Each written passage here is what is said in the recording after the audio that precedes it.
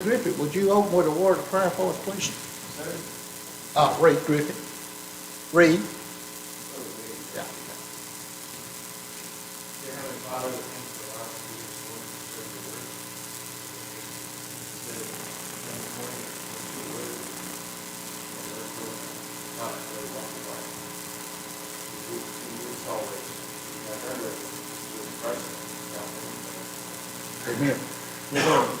It's good to be here this morning. As I said, we appreciate the presence of everyone. We know there are those who are not with us this morning. We know there's still some sickness going on and things of that nature around. There's those among us traveling, and we want to remember them in their sickness or as they're traveling, everything will go well with them. This morning we're going to continue our study, of course, on Jacob and Esau, the deception that took place by Jacob, that he received the birthright from Isaac. Technically, where I got it marked is we left off somewhere around verse 32, and I don't want to go back too far in this because most all of us know the story. We've heard it ever since childhood, and we've read about it off and on down through the years. It is a very intriguing story, as we talked about last week, about the things that went on.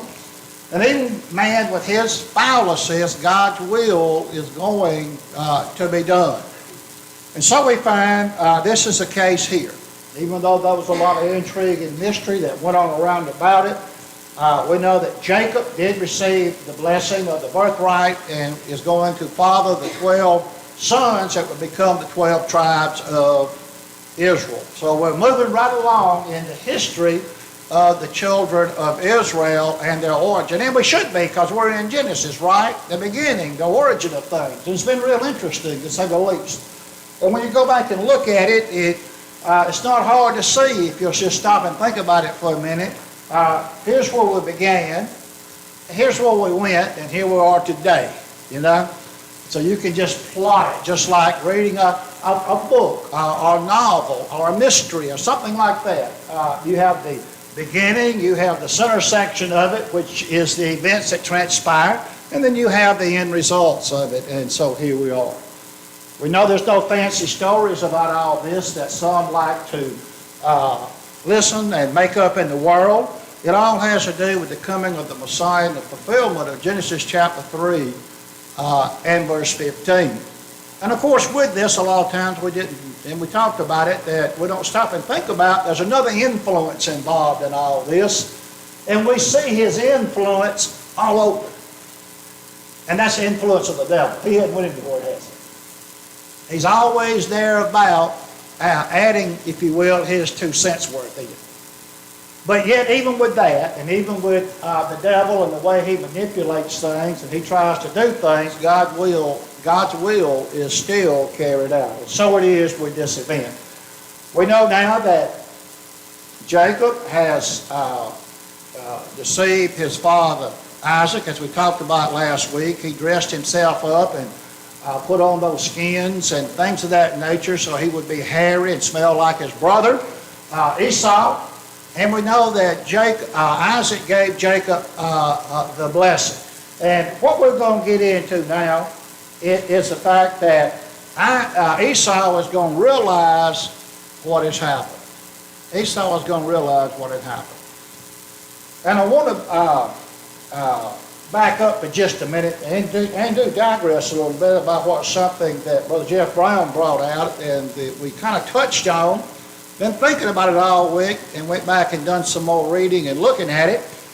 But Jeff brought out about when Jacob was questioned about this, Jacob's response was, because the Lord thy God brought it to me.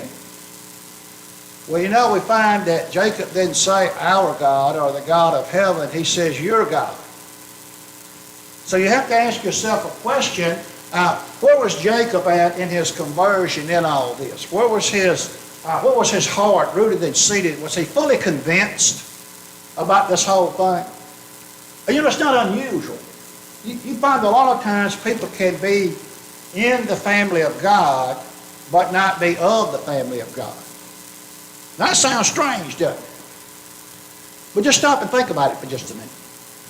You can be, as Jacob was, born into the family of God, but not be a part of the family of God. You may believe that the church is the right church. You may believe that, okay, we need to sing without the accompaniment of mechanical instruments. Okay, I believe that the Lord's Supper is a very important part of the worship. But you're just not a part of it. You're in the family of God, but you're not of the family of God. Only till you render obedience are you truly can say that you are of and in the family of God. It's kind of like unto and into. You know, you can be around the building all day long. You can look in the window all day long. Somebody can call you on your cell phone and say, hey, Bobby, where are you at? Well, I'm down here at the church building. You actually told it right. You were at the church building. You weren't in it, you were at it. Because see, until you come into the building through the threshold, the approved door, you're still unto. You're not in the building. And so you have to ask yourself a question about these things sometimes, about being of the family of God or in the family of God. A lot of times we find that there are people that are in the family of God, but they're not of it because they haven't stepped through the threshold, have they? They haven't been fully convinced of the need of repentance, confession, and baptism and being added to the church. Now you become a part of the family of God. Okay? And that's what you have to ask yourself about the statement here and the way it's made. And I'm going to break a little bit. In your studies, you may look at this a little bit different, but it takes on the appearance that Jacob's conversion, shall I say fully, did not take place until the next chapter at the event of Jacob's ladder because of all the phraseology that went on there. So you have to ask yourself a question about this. How really converted was he? Was he looking at more of the material value of it than he was the spiritual value of it? And we're going to see this is what's going to upset Esau when we get more involved in this lesson. Really, what bothered Esau more than anything else was the material part of it that he was going to miss. It's pretty obvious he didn't care about the spiritual part of it. He wanted to sell that or did sell that for a bowl of pottage, didn't he? And yet we find that as we look at this, we don't know at this point how much Jacob was thinking about it in a material sense more than a spiritual sense. So that was a very interesting point, Jeff, you brought out about that. Go ahead.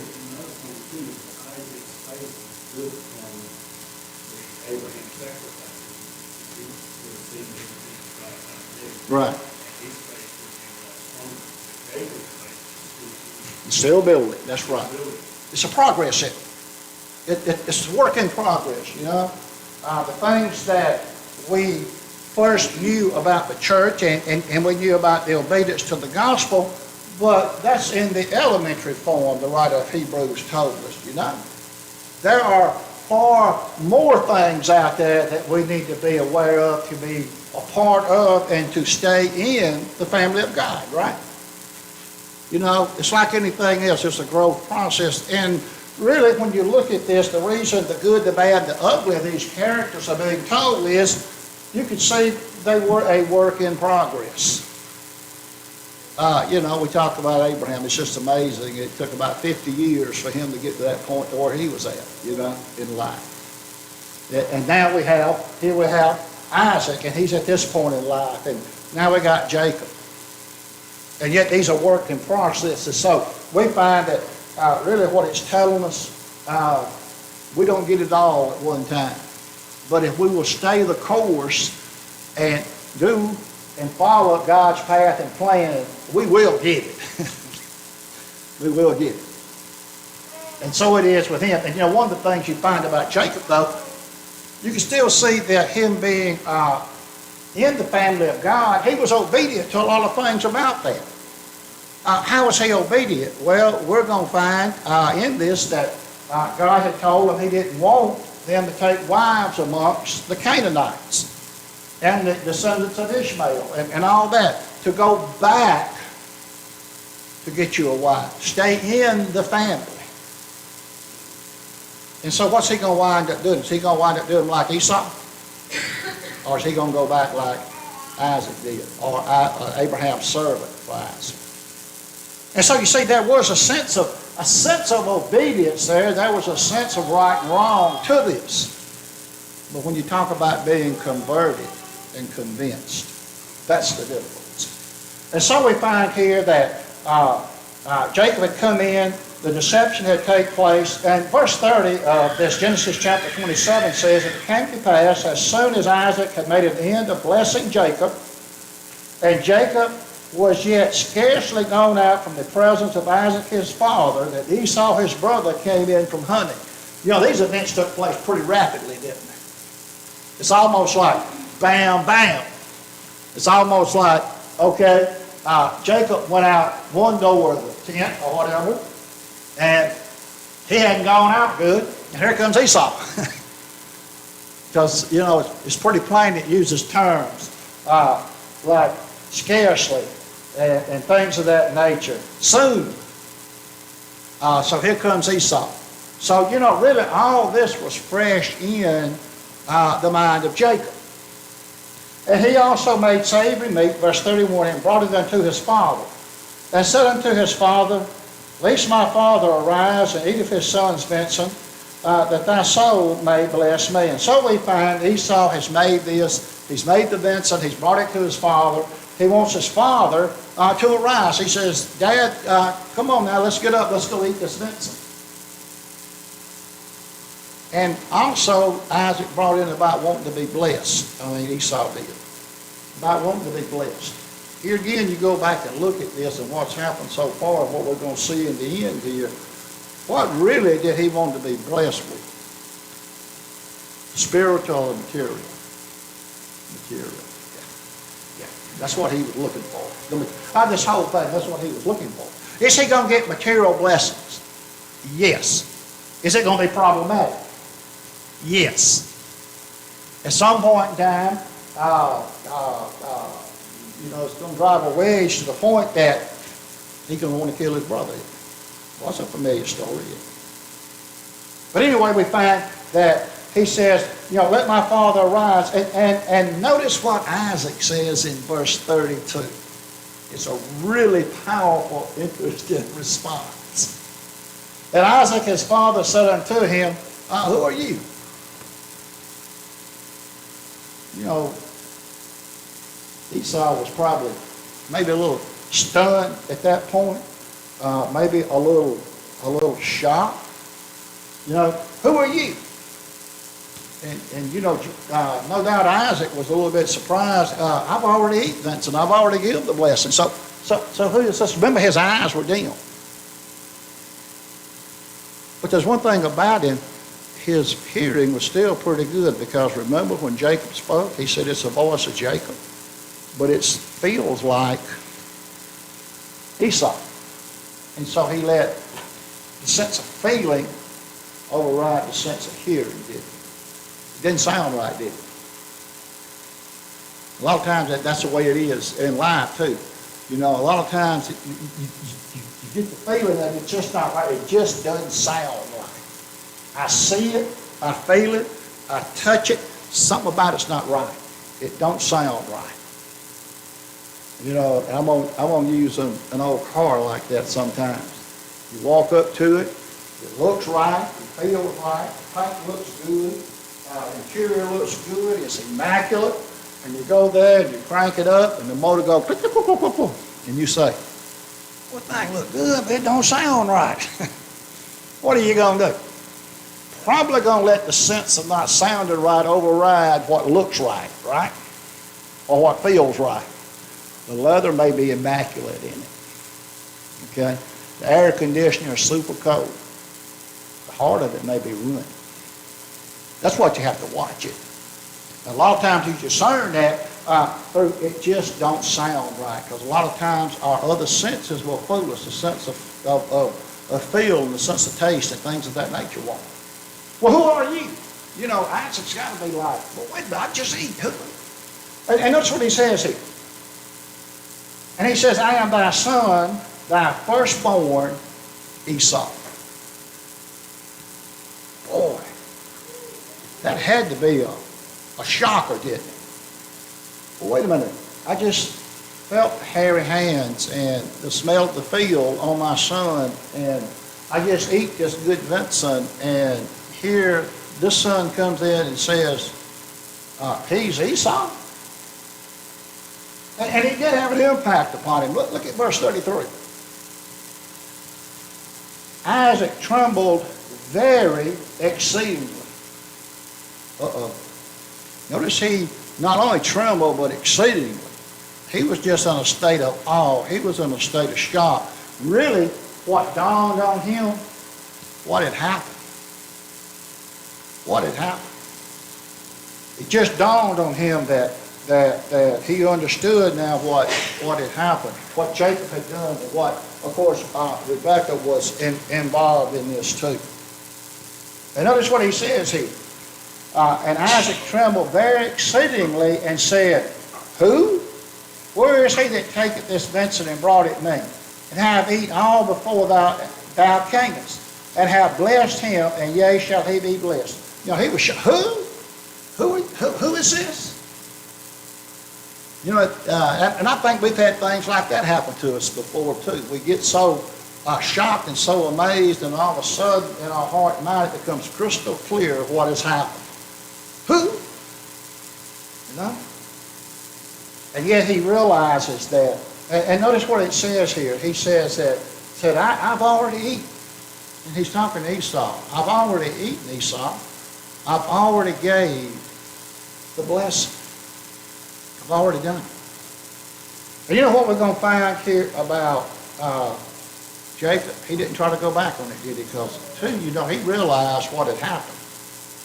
He realized that in spite of him wanting to bless his son Esau, the firstborn, which now, if you look at it, and you go back and look at it, and I don't know that much about it, just what I've read around the edges, have looked at it a little bit kind of in detail, but not much. It's kind of like in a lot of things.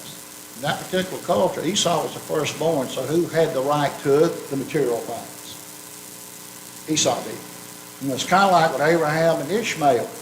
You know, we read about Abraham was having a hard time about, hey, the promise is going to be Isaac. But wait a minute, Isaac's not the firstborn. Ishmael is. But God said what? No. But Abraham still couldn't grasp it. Well, what about Ishmael? What about him being blessed?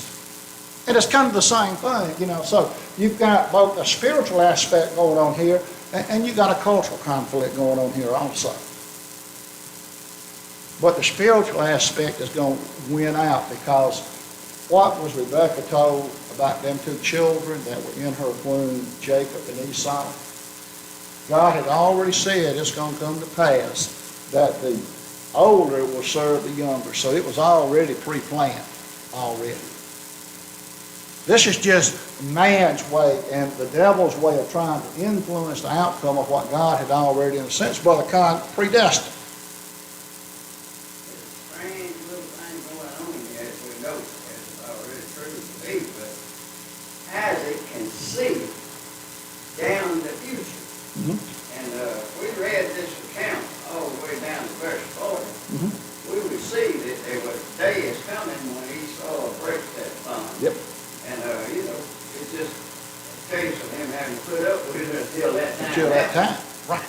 Because that's the Lord's plans, and that's His will. And there's a little bit of something here we ought to probably mention in the lesson concerning that word firstborn.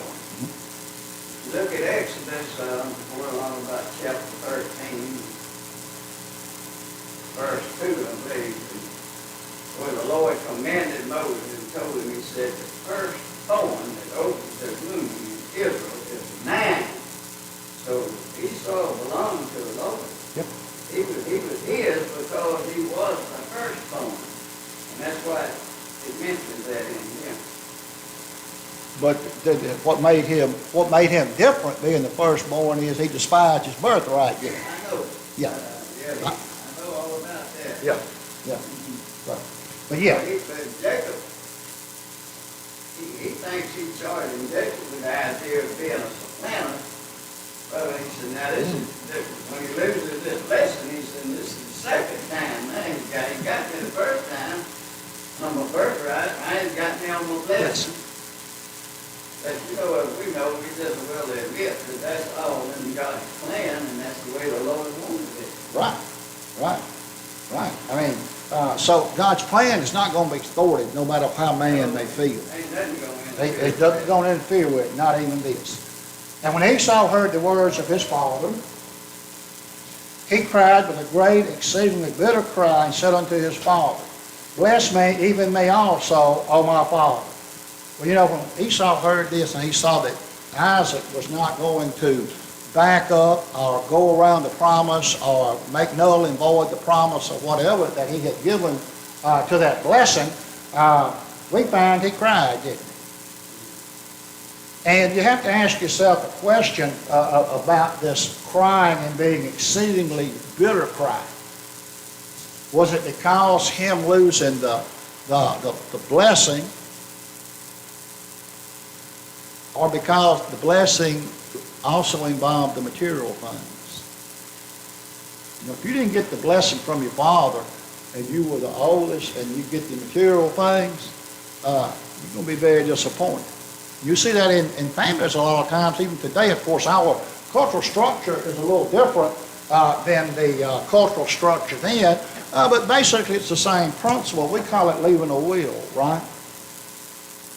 And generally in that will, you're going to find that it's divided up amongst the children. Well, a lot of times, even in our culture, the oldest and firstborn generally receives a larger portion.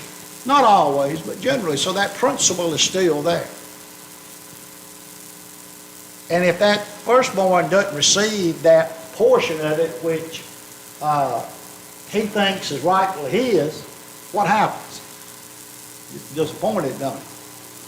I thought my father would have left me more than what he did. And so it creates problems, doesn't it? And so here it is with Esau. Esau is now disappointed, and he is exceedingly bitter cry. Of course, there's exceedingly bitter cry when we look on.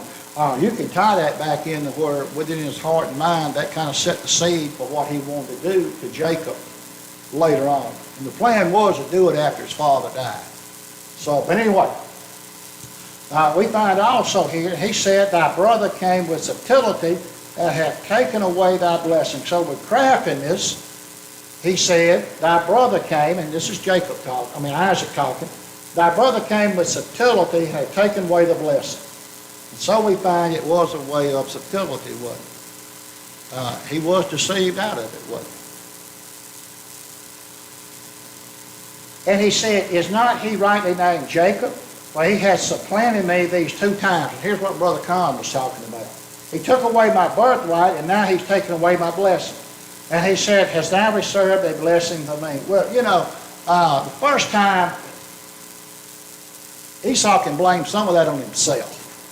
Really. If you look at it, he was willing to sell it. Jacob was willing to capitalize on it. So we find that really, to say that he supplanted him twice, in his heart and mind, he probably thought so, but in reality, the first one lay a lot of responsibility on him, actually. He didn't have to sell his birthright or bring that into the picture for a bowl of pottage. You know, he kind of laid that out there. Jacob kind of took advantage of it, didn't he? You know? But this next time, yeah, he did. Jacob, he went there and he had done that. And notice what the central focus still is on this, even though this happened. Hast thou not reserved a blessing for me? So he's still concerned about what the value of that blessing is. What is the value of that blessing that's going to be for me? And so we find that he's still looking for that. And he is going to be blessed. But not in the way that maybe he thinks he would have been blessed if he had gotten the firstborn blessing from from Isaac. Notice what it says here. And Isaac answered and said unto Esau, Behold, I have made him thy Lord. He said, this has happened, so I'm not going to go back on it. I have made him thy Lord. really in the end, if you want to look at it, had he really made him the Lord, or has God's word about being the older serving the younger come to fruition? This is by the events that happened. And yes, he did give Jacob the blessing. Did not try to back out of it. So he knew very well what God had said. He knew very well what he had done. In a sense, he got trapped in his own device, didn't he, if you really look at it?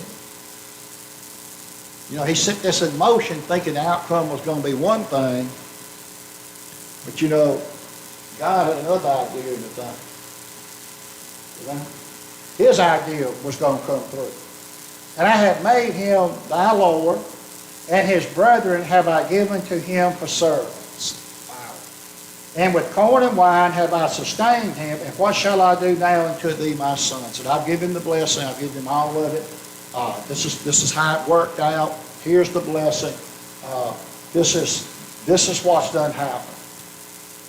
And so, what shall I do now unto thee, my son?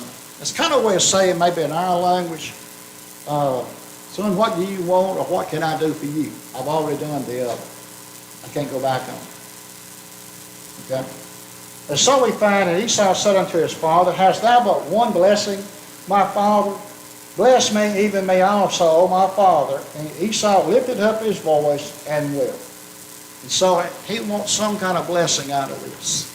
Is there not a blessing I can get from you? And notice what's going to happen here. And Isaac his father answered and said unto him, behold, thy dwelling shall be the fatness of the earth, and of the dew of heaven from above. And by the sword thou shalt live and serve. And it shall come to pass, when thou shalt have dominion, thou shalt break his yoke off thy neck. So he was blessed. He was going to have the blessing from the dew from heaven, and yet he was going to live by the might of the sword. And when you look at the bigger picture of this, and when you look at where the settlement of this is thought at, just south of the Dead Sea, what is known as the land of the Edomites, or Seir, you find basically he was a nomadic type wanderer individual. And his power and might came by the sword. Blessing's not exactly like, but it's almost like Ishmael's blessing, isn't it? And we know that the Edomites were going to be a thorn in the side of the children of Israel, and they were going to attack them when they came out of the Egyptian bondage. But that's later on in the story. One of the things, though, you find real interesting here is that it won't always be that way, that this dominion will be broken. Now, there's a couple of lines of thoughts on that dominion being broken. Once the departure takes place of Jacob to go get a wife, and he's up there serving Laban, he gets Leah and then Rachel, and anyway, they're going to come back home. So a span of about 20 years is going to pass here or so. And you're going to find, I believe it's in Genesis chapter, let's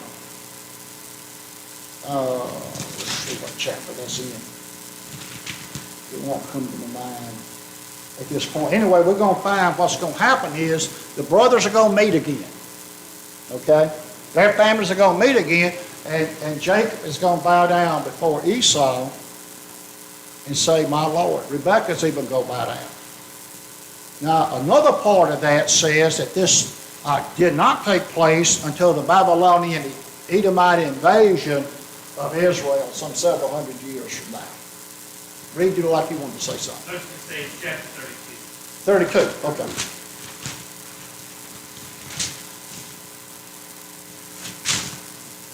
Let me get mine.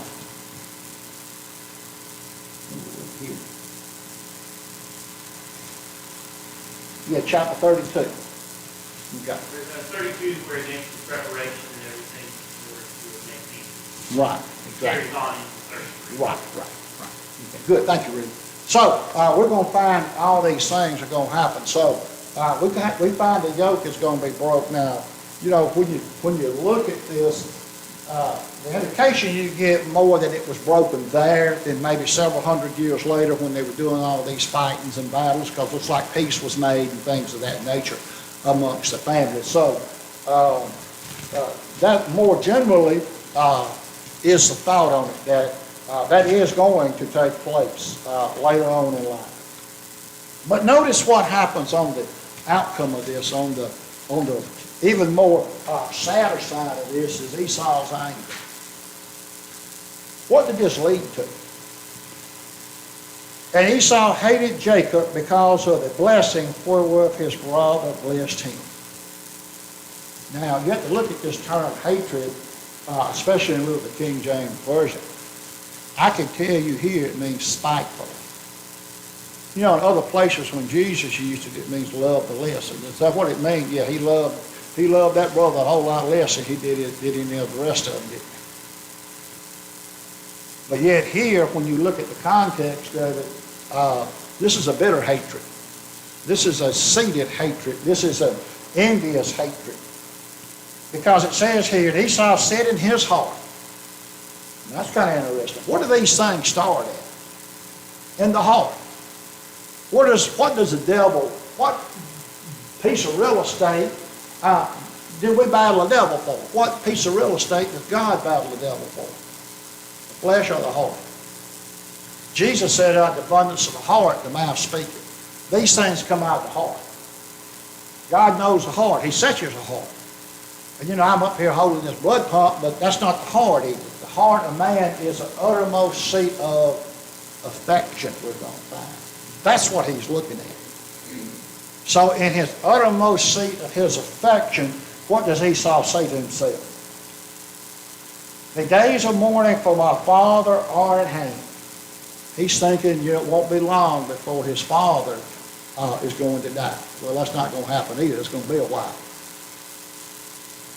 And then I will slay my brother Jacob. What's powerful in it? You know, a lot of times events within families lead to it. This is not the first time we've seen something like this, is it? You know, early on in the history of mankind, what did one brother do to the other brother? Slayed him, did he? You know, he was envious, he was jealous, wasn't he? Yeah. Yeah. He had murder in it. Yeah, had murder in his heart, didn't he? In the Bible, you know, in Hebrews, somewhere in Hebrews, about the 12th chapter, he said something like that. Esau, you know, I can't quote that scripture. I know it's over there. Yeah, I know what you're talking about. He should have been repenting, but he wasn't. He was seeking repentance. He was seeking it through bitter tears and weeping. But instead of seeking repentance, he still didn't do what he ought to have done. Right. He didn't repent out of it, did he? Yeah. I know what you're talking about over there. I'll have to read down through. I can't put my finger exactly. Early verses. Yeah. Somewhere around in there. I could find it. Won't you do that, and I'll kind of continue on, because I'm having to look down through here. I know what you're talking about. Go on now. 16, 17. Verses 16 and 17. Okay, there it is, yes. I actually got it underlined, Brother Con. Pretty good piece down there. Yeah. It says, looking diligently, lest any man fail of the grace. You need to read 16 with it. Yeah, I am. Yeah. Yeah. Springing up trouble you, and thereby may defile you, lest there be any fornication or profane person, has Esau, who for one morsel of meat sold his birthright. Well, you know that afterwards, when he would have inherited the blessing, he was rejected, for he found no place of repentance, though he sought it carefully with tears. That's what you're talking about, Brother Con. Yeah. He didn't seek it that way, did he? He wasn't looking for repentance, was he? Thinking about killing. He was thinking about revenge, wasn't he? Read. Vengeance is mine, saith the Lord. And leave it alone, let me handle it. Right. The idea here, the anger and the hatred that Esau had, it's akin to, like you said, spite, bearing a grudge or harboring animosity towards, to the point of plotting his death. Yep. I think that is a good commentary in Matthew chapter 5, starting in verse 21. You've heard it said by those of old, you shall not murder, and whoever murders shall be liable to judgment. But I say to you, everyone who is angry with his brother will be liable to judgment. Whoever insults his brother will be liable to the council. Whoever says you fool will be liable to hellfire. This anger was all consuming to him, to the point of plotting his brother's death. Right, right. There is such thing as righteous anger. Oh, great. And you can be angry about things, but we have to be careful about how far our anger is going to take us, even in just our own mind, not just our actions. Well, very often when you think about that, Jesus had righteous anger. I think about him.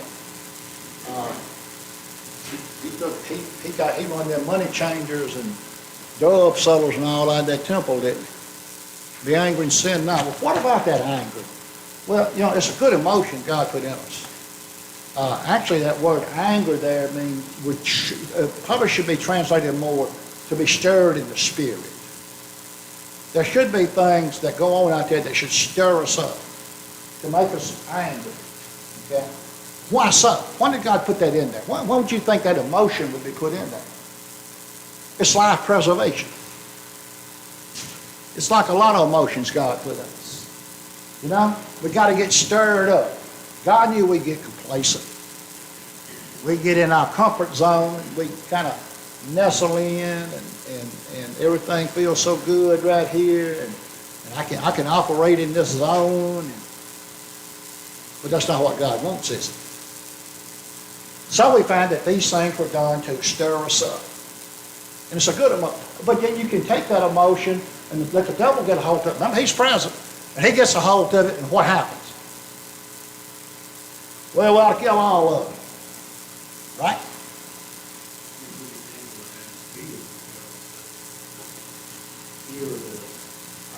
Yeah.